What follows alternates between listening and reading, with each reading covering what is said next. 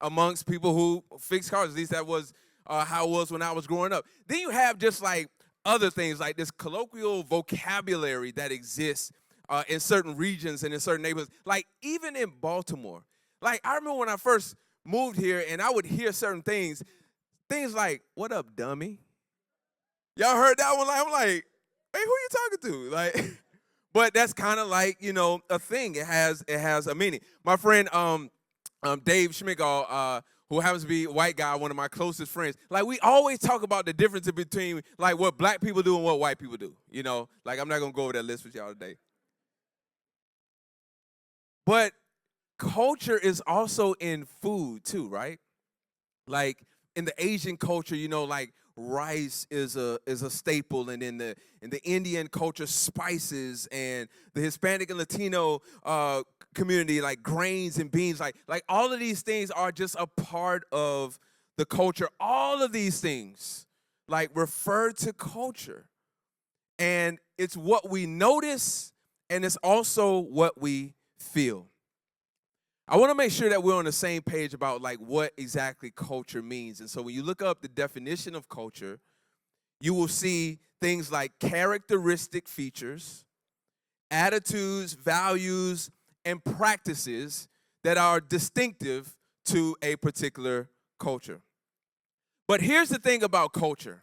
Like it rubs off on us. Like when we are in certain environments, like it influences our behavior, it shapes our attitudes, and it comes from the places that we inhabit the most and the people that we engage with the most.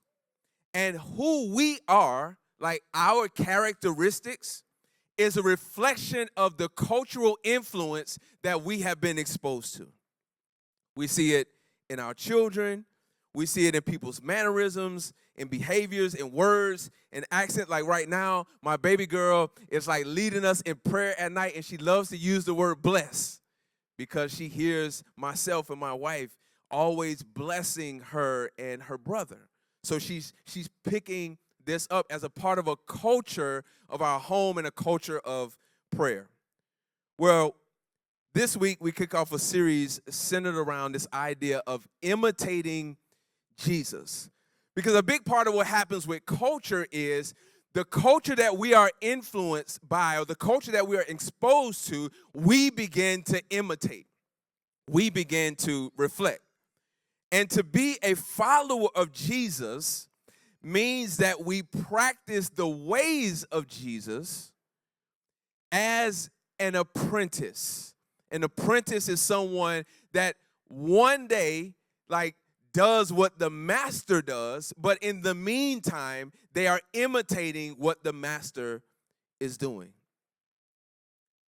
So as we examine the ways of Jesus and his practices throughout the Gospels, they are very distinctive, very different, and very radical. Think about it for a second. He's a king, Jesus is, with no castle. He is this rabbi who has disciples who are dropouts.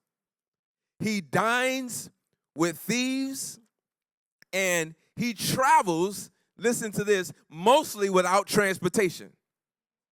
Like he's walking. Now listen, some of us don't have a whole lot of money, but if we don't have to walk, we ain't walking. We will borrow, we will do whatever we need to do because like nobody wants to walk. But Jesus had no caravan other than like these 12 disciples. And he embraced suffering, but he had all power.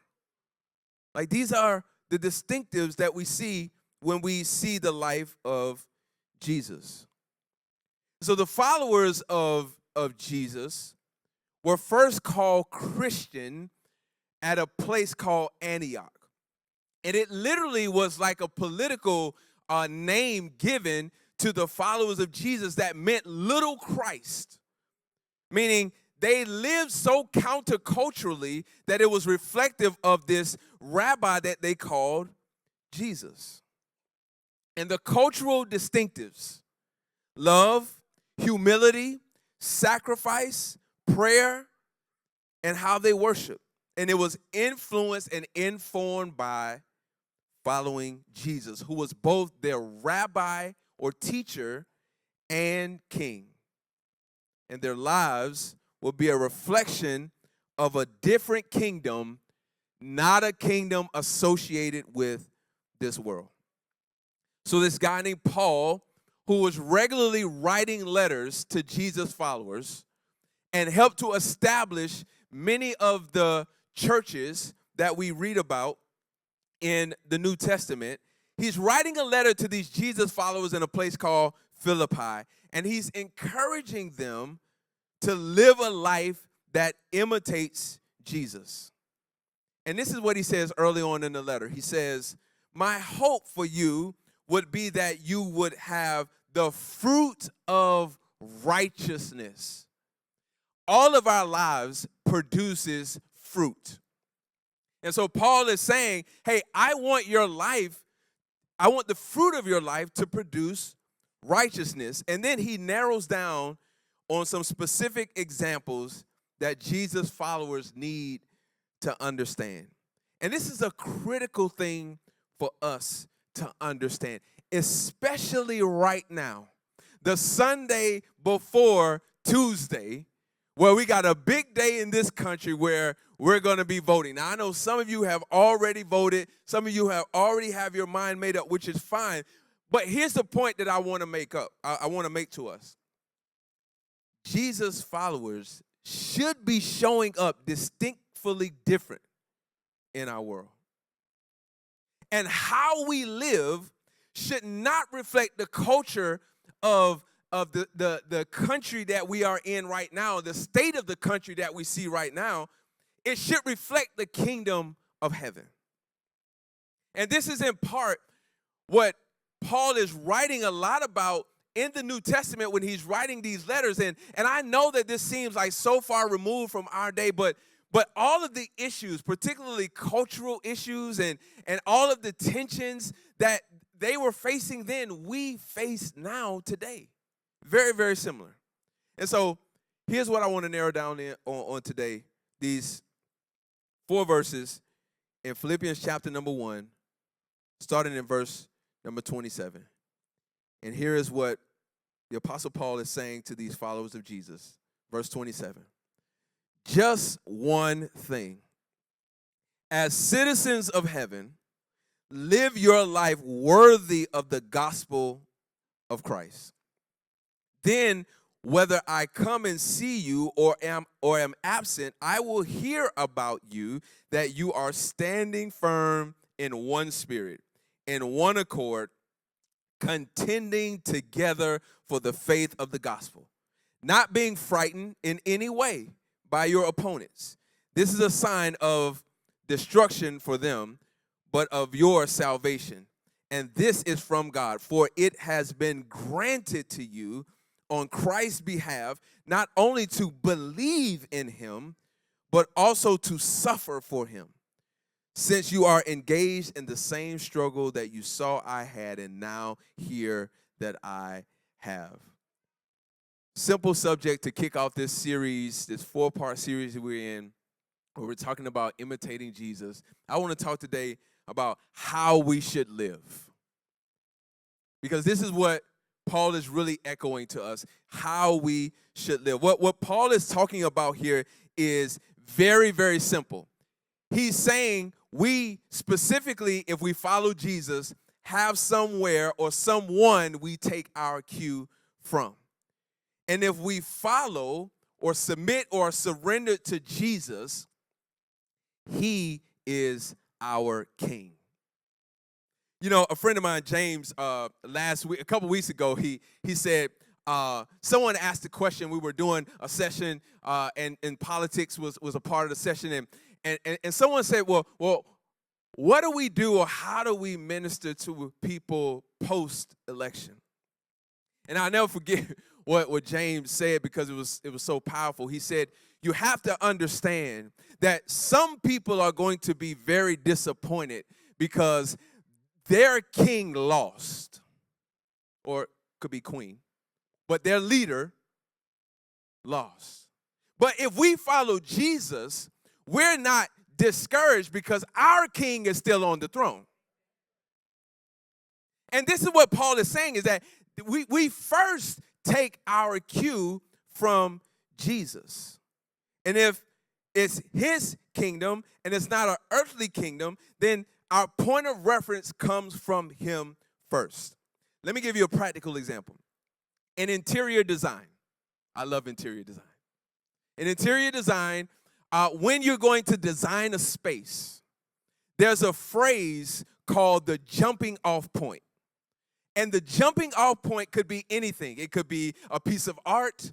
It could be a fixture. It could be a color. It could be a tile. And all of that influences the design. I think I have a photo here. So this would be like a mood board. But to inform this mood board, and you see colors that are kind of muted gray and black and dark. So there's something, probably the color black in the top left-hand corner, which is influencing the entirety of the mood board. And these are the pieces that will go into the space because it is influenced by this color of black or a particular tile or whatever it may be. The same would be the case in architecture. You have what's called blueprints. You don't build or construct a space without understanding the measurements and how the space is to be constructed. That is where we take our cue from. And Paul is saying, if we follow Jesus, our jumping off point or our blueprint comes from Jesus. And part of why we see confusion and foolish behavior from professed Christians is because the actions and how we live is not informed by Jesus or the gospel. Instead, it's what we feel, or it's what we prefer, or what someone else did, or what someone else said. And Paul understood that these Jesus followers were under the authority of Rome. This is where Philippi was. They were under the authority of Rome, and they needed to be, if you were going to be a citizen of Rome, culturally you were submitted to Rome. So Paul understood the outside influence here. And it was a culture influenced and informed by immorality and selfish indulgence. Not in America. Same, right? Same. Immorality and selfish indulgence. This is the same kind of thing we see surrounded, we are surrounded by in this culture. And Paul gives two distinctives on how we should live that I want to highlight for us. If you're taking notes, we take our cue from the first opening phrase in verse 27. He says, as citizens of heaven, live your life worthy of the gospel of Christ. The first thing that Paul is saying is, we are citizens of heaven. That's first and foremost. That phrase, live your life worthy, translated from Greek, means citizen. That's what it means. In the U.S., we get citizenship two ways. Like you're born, here in this country, or you could become what's called a naturalized citizen, citizen of the U.S., where you go through a process where you have to give an oath and a sworn allegiance. And I actually read through this week just to kind of familiarize myself with what this oath and what this sworn allegiance says. And I distilled it down to this. You're asked to renounce foreign fidelity, and you're asked to defend and protect in true faith. So in order to accept citizenship, you're saying, hey, nothing else outside matters, like my allegiance is here, and I'm going to defend and protect. And when I thought about it, it's kind of ironic to think about citizenship in that way, because we don't tend to view our citizenship that way in this country. You know how we view our citizenship? We're focused on the rights and the privileges that we have.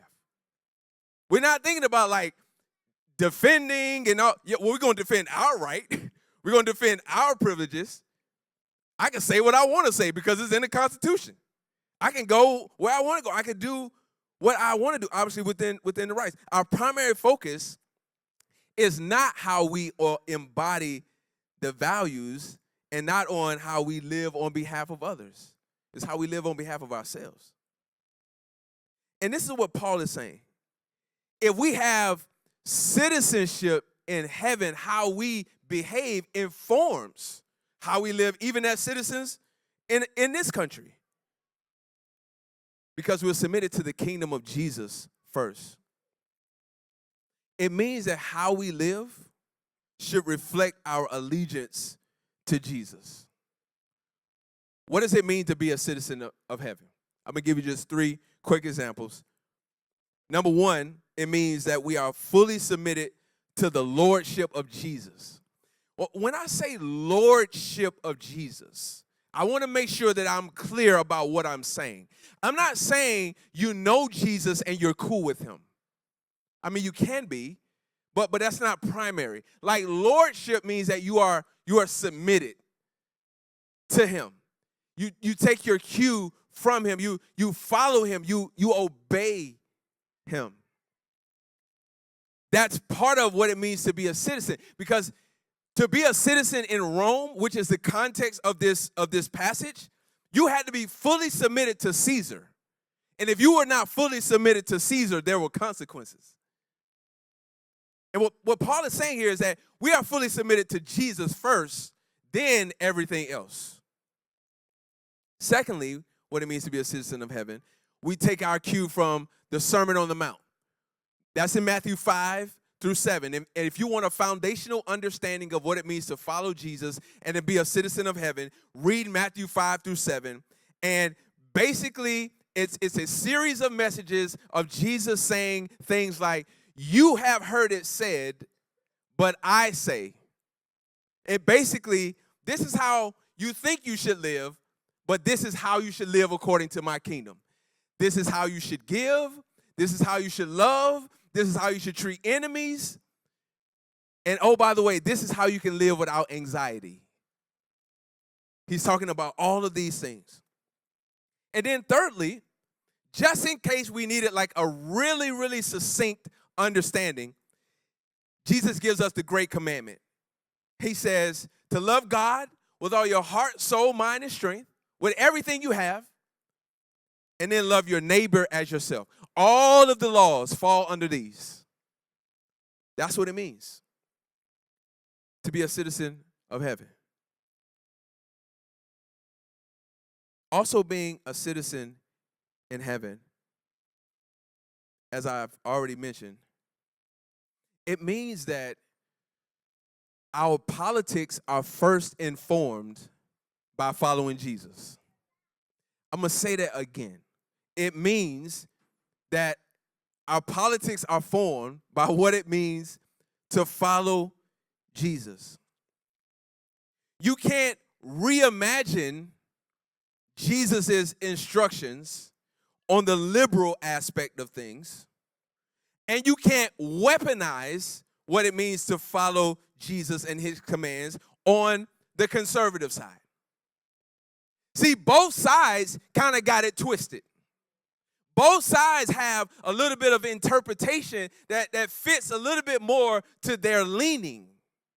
But as we read through the Gospels and as we read through the life of Jesus, we can see a little bit of liberal leaning when he's hanging with people that maybe people thought he shouldn't hang with, and he's being kind and generous, or when he's being very clear about how he feels about other things, or like it's conservative at times and liberal at times. At least it feels that way.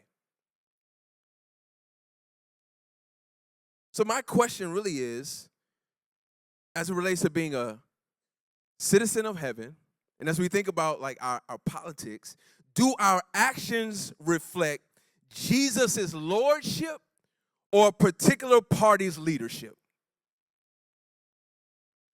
Do our actions reflect Jesus' lordship in our lives or a particular party's leadership?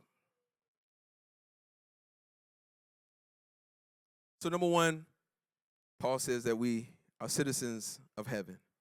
Number two, he says that we are to contend together for the faith of the gospel. He said, listen, whether I'm with you or not, the word on the street should be that you are standing firm, you are in one spirit, and you are on one accord. That should be the word on the street. Like whether I'm with you or not. That should be your reputation. And the word contending there in the original Greek says that we should be striving, seeking jointly, and wrestling in community together. This is a big deal because this is kind of opposite of how we roll. Like our primary way of contending is like individual or selfish ambition. Like we're doing a lot of contending for ourselves. That's what we're doing. And even when we talk about community and leaning into community, like we're thinking about it selfishly. Man, who in my network can help me? Or maybe I should be friends with these people because it's going to be beneficial for me on the back end somehow. And we tend to think more in terms of like resourcing for ourselves than relationship building. But what Paul is saying is that following Jesus and imitating him, it is communal. One of the things that we say in Discover Hopeville every month, when new people are coming to Hopeville and they're understanding like our church and our values, we always talk about how following Jesus is not an individual thing. It is an individual decision that we have to make for ourselves, but how we live it out is communal, in community. Why? Because God is the God of relationship. The Bible is the story of a God pursuing a people, his creation, to be in relationship with them. And then he sent Jesus. And what does Jesus do? Dwell among us and live in community with 12 people that he knew would reject him at some point. So it's not like there wasn't a more excellent way. But it was because God desires to be in community, in relationship with us.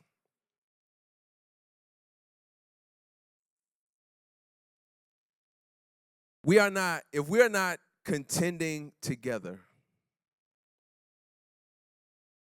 then we're not in community together. This is what it means to be in community, to contend together. How many of you, just by a show of hands, and if it's like your first time, like you don't have to raise your hand, but for those of you who have been like kind of regularly attending, how many of you want like Hopeville to thrive, grow, and you want to see transformation? I want you to raise your hand. That's the majority of this room, which is, if you didn't have your hands up, I was just going to put my mic down, and because I don't know what else I'm doing. Well, since you raised your hand, here are the ways that we can contend together. We're going to put them up on the screen for you. Give, serve, love.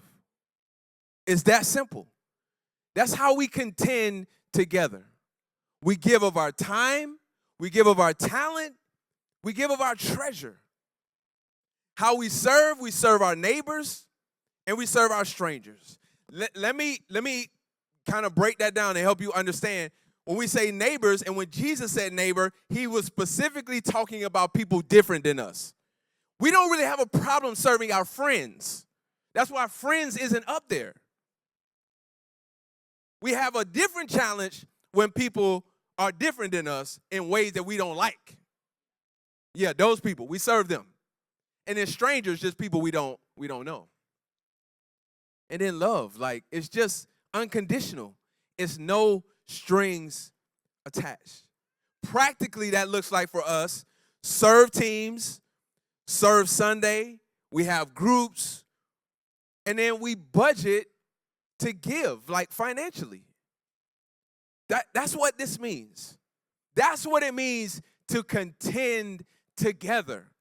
And I hope you know that contending together is uncomfortable. Because some stuff is just messy. Some stuff is just like, I wish it wasn't like that.